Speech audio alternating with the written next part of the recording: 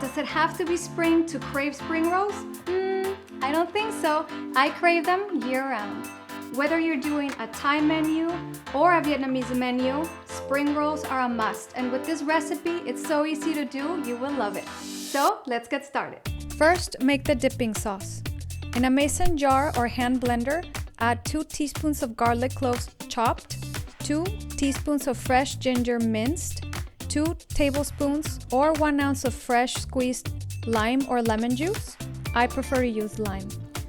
Half a cup or 4 ounces of fresh squeezed orange juice, a 1/4 cup of roasted sesame seed oil, a 1/4 cup of maple syrup, a 1/4 cup of low sodium soy sauce, 1 cup of unsalted, unsweetened peanut butter or almond butter, 2 tablespoons of sriracha if you want it spicy or less if you don't want it so spicy.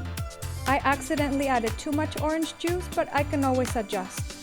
Then add 1 teaspoon of fish sauce, 1 teaspoon of rice vinegar, a 1/4 cup of roasted chopped peanuts, 1 tablespoon of cayenne red pepper powder, salt and pepper to taste. When you're done, just reserve in the refrigerator so it stays fresh while you make the rolls.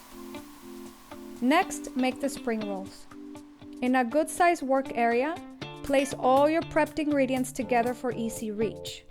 You can use the counter or your cutting board surface. Fill a round deep glass dish with room temperature water. Dip the rice paper fully in for 20 seconds. I tested several and found that 20 seconds is best for the rice paper I was using, so make sure to test yours to see what's the ideal time for you. You don't want to over soak or under soak. Under soaked, you won't be able to fold, and over soaked, they will rip easily. Wet a small area in front of you. Remove the wrap from the dish with water and place it right in front of you on the cutting board or surface. Flatten it, but be careful not to overhandle. Then add 1 green leaf lettuce, a few carrot matchsticks, a couple of red bell pepper sticks, a couple of cucumber sticks, some purple cabbage, basil leaves, mint leaves, making sure not to overstuff or overfill. Remember, we're gonna roll this over.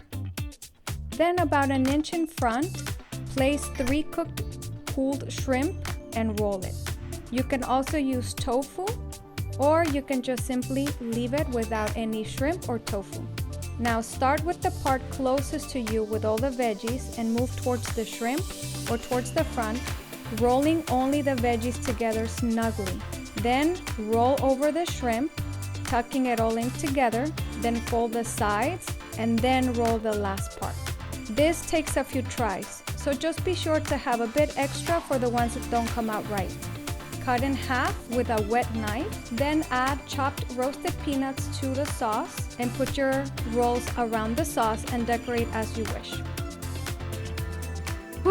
Okay, that's it.